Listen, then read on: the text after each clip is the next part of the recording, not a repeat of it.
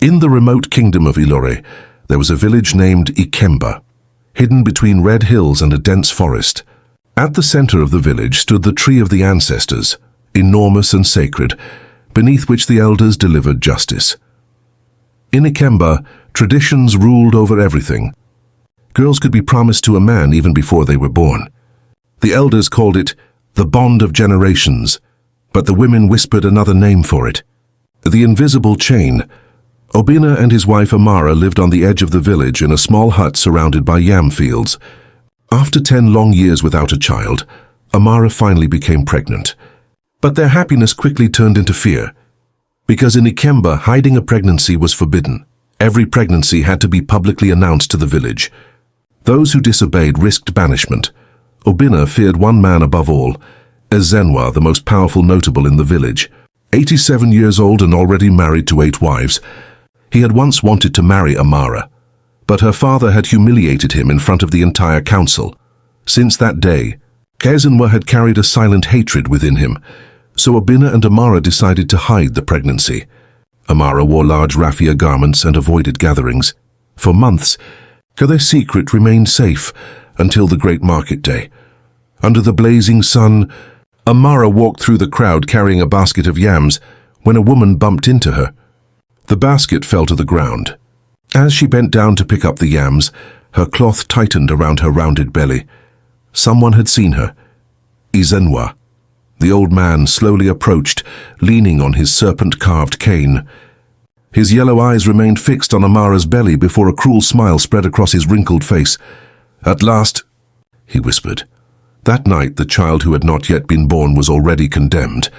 The night after the market was heavy and silent. Inside their small hut lit by the fire, Obina paced back and forth while Amara sat still, her hands resting on her rounded belly. Ever since Ezenwa had discovered them at the market, fear had never left their eyes. Suddenly 3 violent knocks struck the door. Boom, boom, boom. 2 guards appeared holding torches.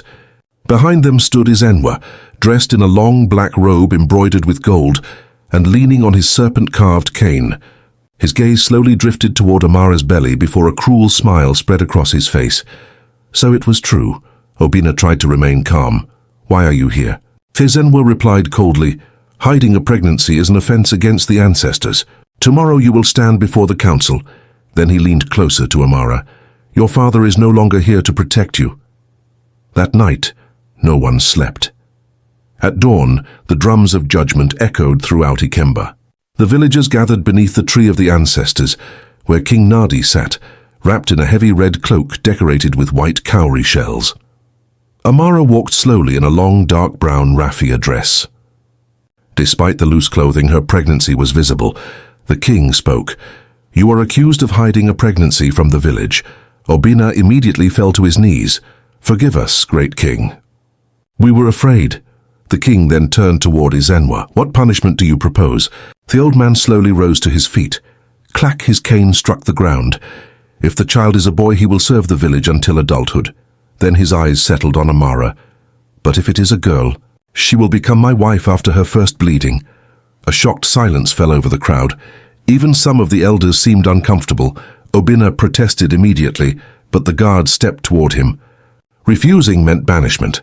Trembling, he finally lowered his head while Amara burst into tears. Ezenwa, meanwhile, smiled at last, like a man finally claiming his revenge after years of waiting. The months that followed were filled with anxiety. Amara barely left the hut anymore, while Ezenwa ordered a new house to be built inside his compound for the future wife. Then came the night of the birth. Rain pounded violently against the village roofs as Amara screamed in pain. Hours passed before the cry of a baby finally echoed through the hut. An old midwife stepped outside carrying the child wrapped in a white cloth. "Your wife survived," she told Obina. Then she looked at the baby with concern. The child was beautiful. Her dark skin glowed beneath the firelight, and her large black eyes were already open. The midwife whispered, "This child carries something strange." Then she added softly, "It's a girl." Far away inside his large compound, Ezenwa slowly began to smile in the darkness. From the very next day after her birth, The entire village of Ikemba was already speaking about Amara's daughter. Some claimed that birds avoided Obina's compound ever since the child arrived. Others whispered that the baby stared at people like an adult. But to Amara and Obina, she was simply a miracle. One night, as she rocked the baby gently in her arms, Amara finally whispered her name, Nkemdili. Obina smiled softly. "What God has granted me." For a few brief moments they forgot the promise made to Ezenwa, but the village had forgotten nothing. The years passed, and Nkemdili grew differently from the other children. She spoke little, observed everything, and learned quickly. While the others played in the dust, she preferred listening to adults or staring at the sky for hours. One evening, Obina brought home old papers covered in writing. At night, by the light of a small oil lamp, he secretly taught his daughter the alphabet. In Ikemba, women were forbidden to learn how to read. "A woman who is educated becomes rebellious," the king often repeated. But Nkemdili remembered everything instantly. Her large eyes glowed in the darkness as she silently repeated the letters. As she grew older, her beauty became impossible to ignore. Her dark skin shimmered beneath the sun. Her long braided hair reached the bottom of her back, and the light raffia dresses sewn by Amara gave her an almost royal appearance. Boys from neighboring villages always found excuses to pass by her at the market, but the moment they learned she belonged to Ezenwa, they disappeared immediately. The old man, meanwhile, watched every passing year carefully. Yet one troubling detail now disturbed all of Ikemba. At 14 years old, Nkemdili still had not begun her monthly bleeding. The whispers began. "That girl is strange. Perhaps she is cursed." Even Ezenwa eventually consulted a healer. After examining bones and powders, the old man declared, "Something is blocking her passage into the woman she is meant to become." Fear slowly spread through the village, but Nkemdili still ignored much of the tension around her. She simply helped her parents in the fields and sold yams at the market. One evening, sitting in front of the family hut, she secretly drew symbols on a piece of wood using charcoal. Amara quickly approached her. "Hide that. Why must I always hide what I learn?" Nkemdili asked. Her mother sighed deeply. "Because this village fears women who think," then she added anxiously. "And be careful around Ezenwa." Nkemdili's expression hardened immediately. "I will never become his wife." At that moment, Amara understood something terrible. Her daughter would never accept the destiny Ikemba had chosen for her. The dry season slowly transformed Ikemba. The roads became dusty, and the great market of the Red Moons finally approached. For 2 days, merchants from distant lands flooded the village with spices, jewelry, and rare fabrics. On the morning of the market, Nkemdili prepared herself before dawn. She wore a sand-colored raffia dress tied with a red cord decorated with small white shells. Her long black braids were fastened with golden threads, handmade by her mother. Even dressed simply, she always drew attention. When Amara saw her stepping out of the hut, she whispered softly, "You look like someone who was never meant to live here." At the market, the whispers began immediately. "There's the cursed girl. Still not a woman at her age." Nkemdili ignored the stares as she always did. Then a large black wagon rolled into the clearing. Fabrics of midnight blue, emerald green, and deep red fluttered in the wind. The young merchant who stepped down instantly caught everyone's attention. His name was Kadu, tall, elegant, dressed in a midnight blue tunic embroidered with silver threads. He looked as though he came from another world, and the moment he saw Nkemdili, he looked at no one else. In the middle of the noisy market, she seemed calm, almost unreal beneath the sunlight. Kadu quietly asked, "Who is that girl?" A vendor answered immediately, "Forget her. She already belongs to a village notable, and people say she is cursed." But it changed nothing. All day long, Kadu found excuses to walk near her stall. Yet every time he tried to speak to her, someone interrupted. Then Nkemdili disappeared into the crowd. The next day, Kadu returned to the market even earlier, and this time, he finally found her alone on the path home. Carrying an empty basket against her hip, the wind gently moved her light beige dress. Kadu slowly approached her. "Hello? My name is Kadu." Nkemdili immediately felt fear rising inside her. In Ikemba, a promised woman was forbidden from speaking freely to another man. "I need to go home," she whispered, but Kadu remained standing before her. his expression sincere. Then, without thinking, he gently took her hand, and Nkemdili's breath caught instantly. At that same moment, two men from the village were watching the scene, Ezenwa's scouts. Terrified, Nkemdili pulled her hand away and ran all the way back to her family compound. But when she arrived at the hut, she froze. Guards, elders, and several villagers were already gathered there. Hamara was crying while Obina struggled to speak with a member of the council. An old woman then stepped toward Nkemdili. "Tomorrow at dawn, you and your family will stand before the king." Silence fell over the compound, because for the first time in decades, the future wife of a village notable had been touched by another man. That night, no one slept in Obina's compound. Amara cried beside the fire, while Obina sat silently in front of the hut, his eyes lost in the darkness. As for Nkemdili, she was still trembling. She could not stop replaying the moment Kadu's hand had touched hers at the market. In Ikemba, such a simple gesture could destroy a life. At dawn, the drums of the council echoed across the village, and Nkemdili's trial was about to begin. Beneath the tree of the ancestors, an enormous crowd had gathered. King Nadi sat at the center, wrapped in a heavy red cloak decorated with white cowrie shells. At his left stood Ezenwa, motionless, calm, terrifying. Nkemdili walked forward slowly through the whispers of the crowd. She wore a long white dress made of fine raffia, and her thick braids were tied with a dark red cloth. Even terrified, she remained beautiful. The king raised his hand. "Nkemdili, daughter of Obina, you are accused of allowing another man to touch you while you already belong to Ezenwa." The silence grew heavy. Then Ezenwa slowly rose to his feet. Clack, his cane struck the ground. "This girl has dishonored the village. The Seisomi. Tradition must be respected." One of the elders then unrolled the ancient laws of the village. A promised woman who allows herself to be touched by another man must be publicly purified. Amara immediately burst into tears. The elder continued, "She will walk across the village, unclothed. The people will throw red oil upon her. Then, her body will be marked with burning oil." A shiver spread through the crowd. This punishment had barely been used for years. Obina collapsed to his knees. "Mercy, great king." But Ezenwa answered coldly, "She must learn the price of defying tradition." Suddenly, murmurs rippled through the crowd. Someone was approaching the council. Kadu, the young merchant, covered in dust after traveling through the night, bowed before the king. "Great king, I am the man who touched this woman." The entire village froze. Then Kadu lifted his head.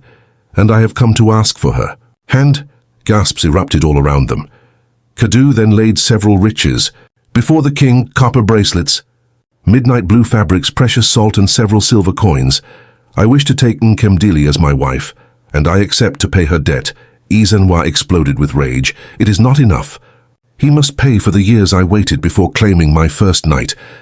The king thought for a long moment before declaring, "The merchant may leave with the girl, but he must return before 4 great moons have passed to pay the remainder." Then he added harshly, "Otherwise the curse will fall upon them." A few hours later, Nkemdili left Ikemba for the first time in her life. Seated inside the wagon surrounded by precious fabrics, she watched the red hills slowly disappear behind her. Far away, Amara wept. Obina stood motionless beside the fields, and beneath the tree of the ancestors, Ezenwa watched their departure with eyes filled with hatred. During the journey, Nkemdili remained silent. Then Kadu gently handed her a gourd of water. "You have nothing to fear anymore." The young girl slowly lifted her eyes toward him. "You do not know Ezenwa." Kadu stayed quiet for a few seconds before answering calmly, "Maybe, but I know a prison when I see one." For the first time in a very long while, something inside Nkemdili began to calm, but deep within her, the fear had not completely disappeared. The journey to Oruba lasted nearly 2 days. For Nkemdili, every landscape felt unreal. She was finally leaving behind the hills of Ikemba and the village's invisible chains. On the first night, they slept near a river beneath a tree covered in red flowers. Sitting beside the fire, Nkemdili secretly watched Kadu. He was different from the men she had known. He did not shout. He did not give orders. And above all, he did not look at her like property. The next day, They finally arrived in Oruba. Nkemdili was speechless. The stone houses, hanging lanterns, horses, colorful fabrics, and lively streets made her feel as though she had entered another world. Even dressed in her simple beige raffia gown, she still attracted attention. Kadu took her to his small house located in a merchant district. Inside, Nkemdili discovered books, hanging lamps, and a real bed. She stood staring at the shelves for a long time. "You can read?" Kadu asked. "A little," she replied shyly. When she explained that her father had secretly taught her, Kadu smiled softly. "Your father is brave." Those words warmed the young woman's heart deeply. That very evening, neighbors came to greet Kadu and meet the mysterious young woman from the village. One elderly neighbor even whispered, "She looks like the queens from the old stories." For the first time in her life, Nkemdili felt looked at with admiration instead of fear. But the next morning, everything changed. She woke up burning with fever, trembling beneath the blankets. "My mother, I forgot her remedy," she murmured. Kadu immediately left to fetch medicine from a herbalist. When he returned, he stopped abruptly. Blood stained the white sheets. Terrified, Nkemdili looked at him with tears in her eyes. "I think I'm dying." But Kadu understood immediately. "No, these are your first monthly bleedings." The young woman froze. In Ikemba, no one had ever explained this moment to her, except through the fear of belonging to Ezenwa. But here, she was free. Nkemdili silently burst into tears, while Kadu gently explained what was happening to her body. That night, rain fell softly over Oruba. Nkemdili wore a long midnight blue dress gifted to her by Kadu. Her hair was loose, and for the first time, she felt beautiful without shame. Kadu stepped closer to her. "You can still choose to leave," but Nkemdili gently shook her head. And so, that night, they loved each other with tenderness, without fear or violence, and for the first time in her life, Nkemdili felt that her body finally belonged to her. But at that exact moment, far away in Ikemba, Ezenwa suddenly awoke from a dream filled with blood. The old man lifted his eyes toward the sky, overwhelmed with terrible rage. No. His cane slammed violently against the ground, because deep inside, he had just realized that Nkemdili had escaped him. After arriving in Oruba, Nkemdili's life changed deeply. For the first time since childhood, she woke up without fear. In Oruba, no one knew her story. She was no longer the promised girl. She simply became Kadu's wife. The years passed gently. Kadu's business prospered, and Nkemdili often accompanied him to the market, wearing long, elegant dresses sewn from the finest fabrics in the city. Midnight blue, emerald green or white embroidered with gold. Despite this new life, she always carried a part of Ikemba within her. Her long braids were still tied with raffia threads and small white shells, just like before. Little by little, Nkemdili also discovered the joy of learning freely. In the evenings, beneath the lanterns in their courtyard, she read while Kadu worked nearby. "You learn quickly," he often said. "Because I waited my whole life for this," she would answer. Their home changed with the years. Kadu expanded the courtyard, bought new furniture, and Nkemdili planted flowers around the house, and above all, she laughed now. But after 4 years of marriage, an emptiness slowly began to grow between them. Nkemdili still was not pregnant. At first they were not worried.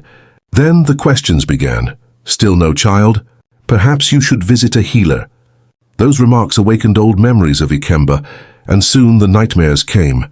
Nkemdili dreamed that she had remained trapped inside Ezenwa's compound. In her dreams, she carried his children and grew old without ever leaving the village. Some nights, she woke up screaming. Kadu immediately held her in his arms. It's only a dream, but she often shook her head because deep inside, it felt real. One night, crying softly, she whispered, "In my dream." The children called him father. Silence filled the room. A few days later, an elderly neighbor named Mama Sola advised them to visit a man of God. The following Sunday, they went to a large church in Oruba. After the service, Pastor Elia agreed to meet with them. He listened carefully to their story before finally saying, "This woman was bound by words spoken before she was even born." Kadu frowned. "A curse?" The pastor sighed. "A man claimed what never belonged to him, and until that debt is confronted, your peace will remain incomplete." Then he looked directly into Nkemdili's eyes. Some wounds must be closed at their source. Those words sent a chill through the young woman. On the journey home, neither of them spoke. Once they arrived home, Kadu remained silent for a long time before murmuring, "I am going back to Ikemba." Nkemdili suddenly lifted her head. "No, that man is dangerous." But Kadu gently took her hands. "I refuse to let our entire life remain controlled by him." That night, while Nkemdili finally slept peacefully, Kadu made his decision. He would return to the village and confront Ezenwa once and for all. For several weeks, Kadu worked tirelessly to gather enough money to finally pay off Ikemba's debt. Every evening he counted coins, jewels, and small bags of gold powder, while Nkemdili watched him silently. A growing guilt was building inside her, because deep down, Kadu was still paying the price for a prison she had never chosen. One morning before dawn, Kadu quietly left Oruba. He left behind only a letter. "I will return soon. This time, everything will end." The journey back to Ikemba felt heavy. When he arrived in the village, the whispers began immediately. "The merchant has returned. Ezenwa will never leave him in peace." The next day, the council gathered beneath the tree of the ancestors. King Nadi looked older and weaker now, but Ezenwa still carried the same cold stare. Kadu placed precious fabrics, jewelry, and rare stones before them. "Great king, here is the rest of the debt." For a moment, silence ruled. Then Ezenwa slammed his cane violently against the ground. Clack! "No." The old man slowly stepped forward. "This money cannot replace what he stole from me.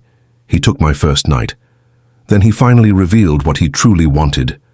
"Nkemdili must return. She will spend 7 nights in my compound as my wife. Only after that will she be free." Kadu immediately felt rage rising inside him. "Never," Ezenwa smiled coldly. "Then your curse will continue." At that moment, Kadu understood that Ikemba would never protect women like Nkemdili. The village only protected men like Ezenwa. When he returned to Oruba, Nkemdili immediately understood that everything had failed. "What did he say?" Kadu stayed silent before answering. "He still claims you." He gently took her hands, even without a child. "Even if people talk, I will stay with you."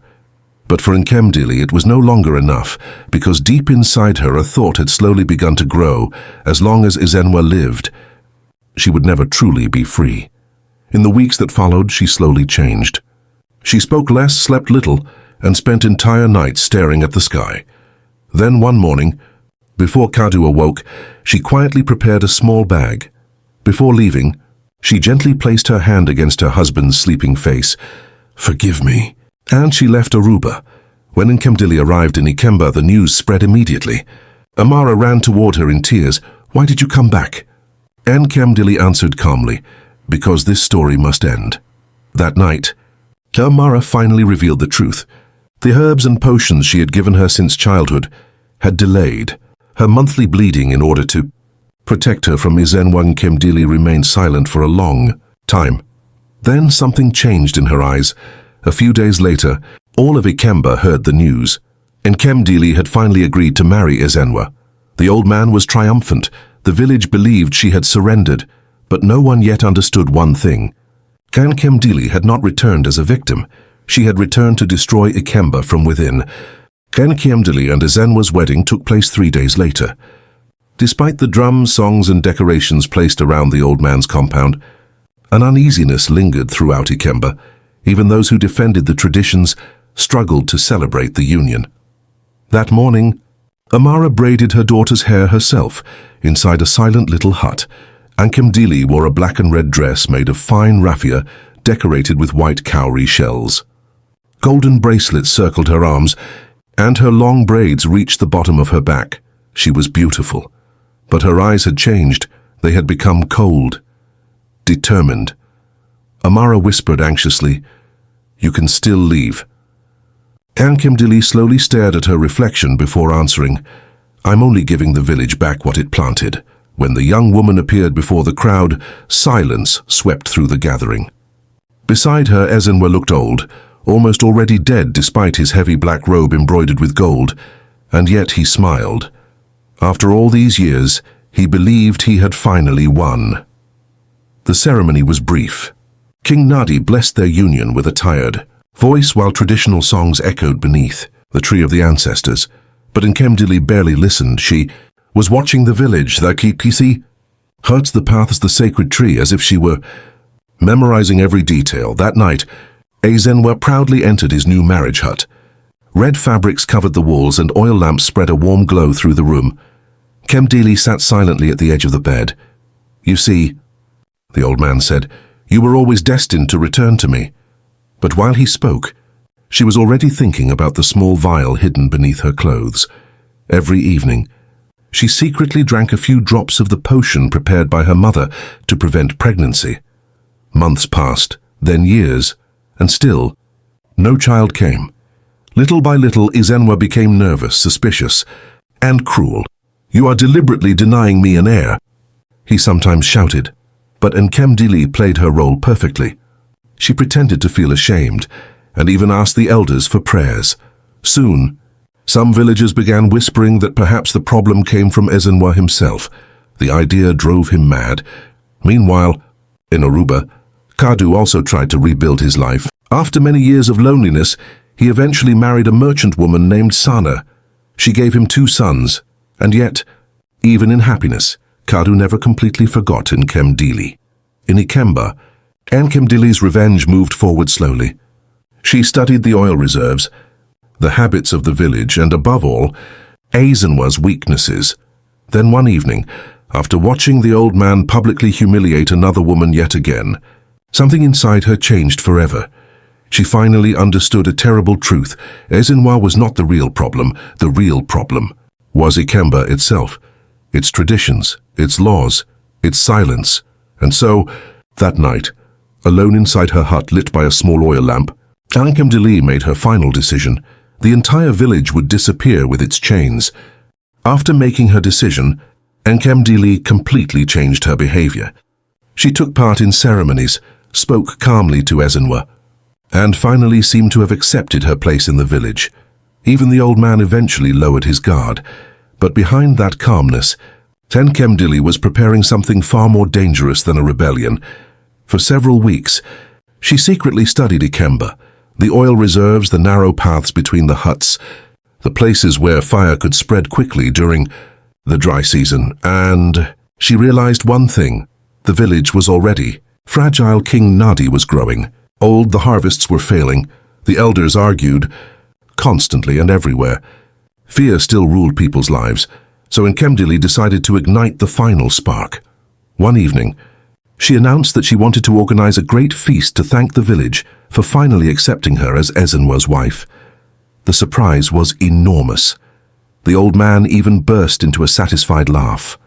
"At last, you understand your place." Nkemdili lowered her eyes with a faint smile. "Yes, my husband."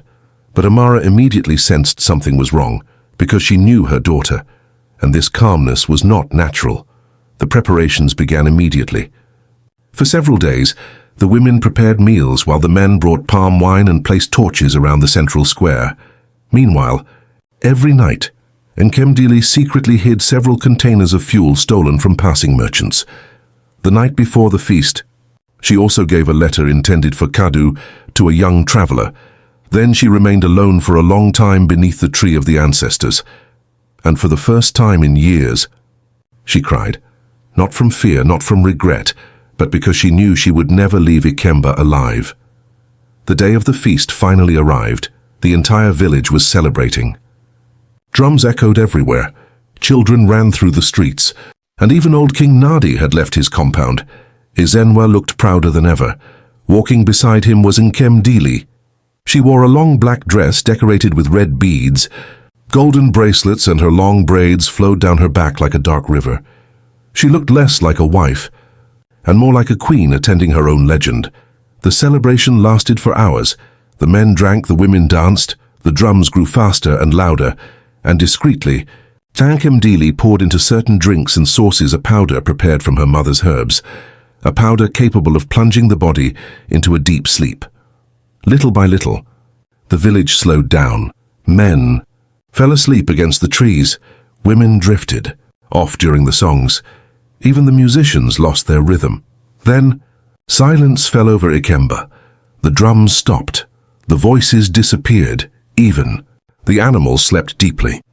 In the middle of the silent village, Nkemdili remained standing alone. The wind gently moved her black dress. Her eyes finally settled on Ezenwa. Heavily asleep in his chair, for the first time in her life. He looked weak. Nkemdili slowly approached him. Then she whispered, "You wanted to possess entire generations. Now look at what remains of your kingdom." Afterward, she calmly walked toward the hidden reserves behind the huts, where the fuel was already waiting in the darkness.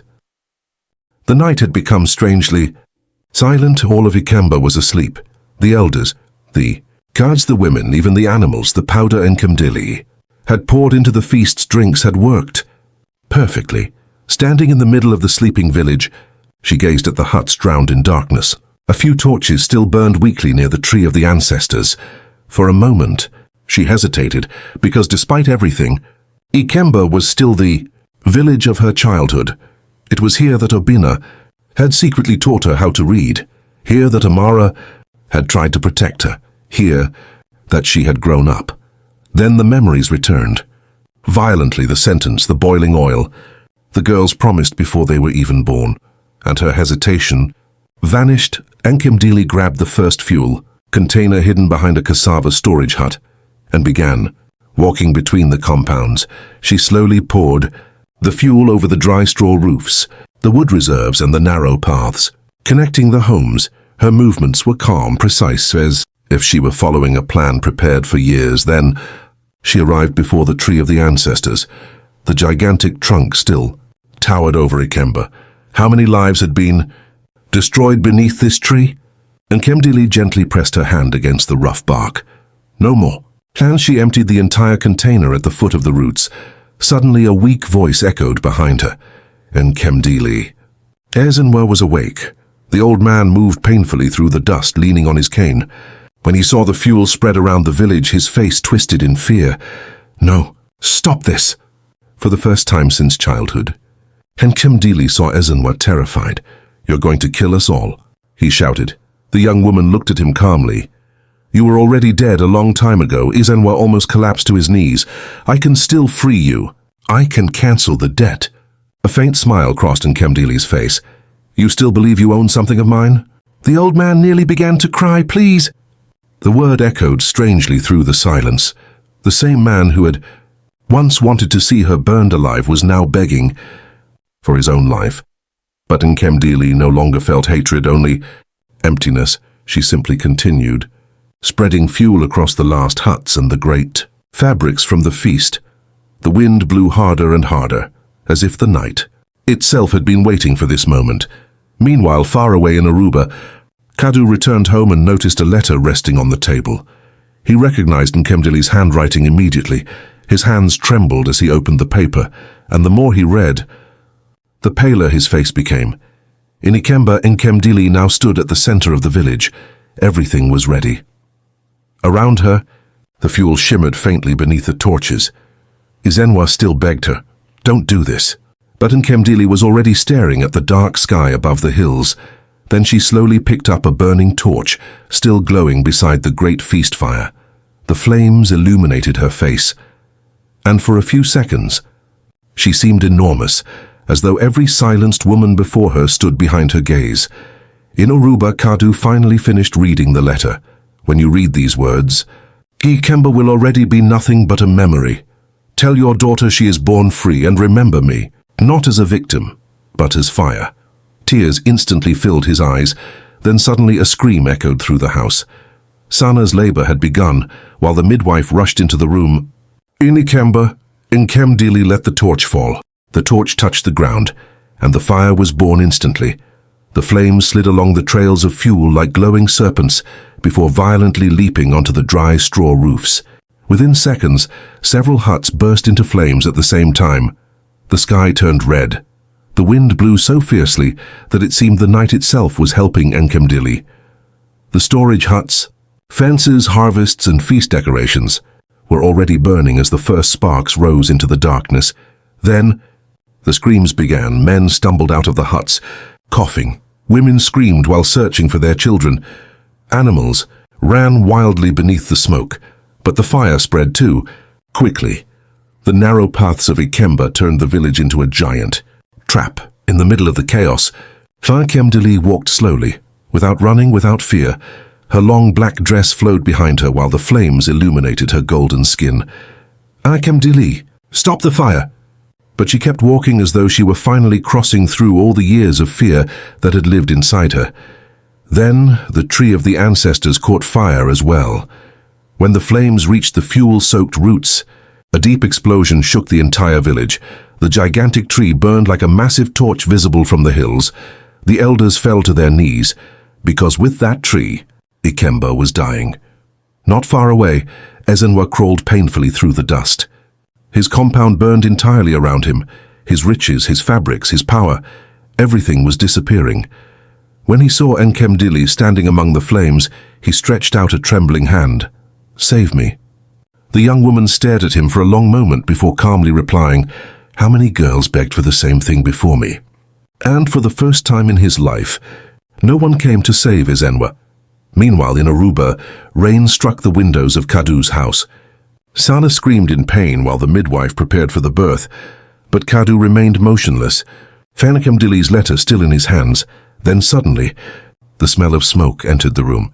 In Ikemba, the fire had now swallowed almost the entire village. Black ashes fell from the sky while Nkemdili walked toward the heart of the inferno. The villagers still awake screamed her name in horror, but she no longer listened. Every humiliation, every chain, every fear, everything burned together with Ikemba. When she reached the center of the flames, the wind roared violently around her. Her black dress was already burning, and her long braids danced within the fire. Then Nkemdili released a tremendous scream, a scream of rage, of pain, of freedom, and then the flames swallowed her completely. At that exact moment, in Oruba, a baby began to cry. "It's a girl," the midwife announced. Kadu gently took the child into his arms, while a few black ashes still drifted through the open window, and for 1 second, he thought he heard a distant voice, "Live free!" Tears filled his eyes. He looked at the baby before whispering, "She will be called Nkemdili, the woman who freed her bloodline through fire." The years passed afterward. Ikemba slowly disappeared from the maps, and travelers began calling its ruins the Village of Ashes. But Nkemdili's story continued to live on. Griots spoke her name beside the fires, women told her story to their daughters, and in many villages, certain traditions finally began to disappear, because deep down, Nkemdili had not only burned a village, she had burned fear itself.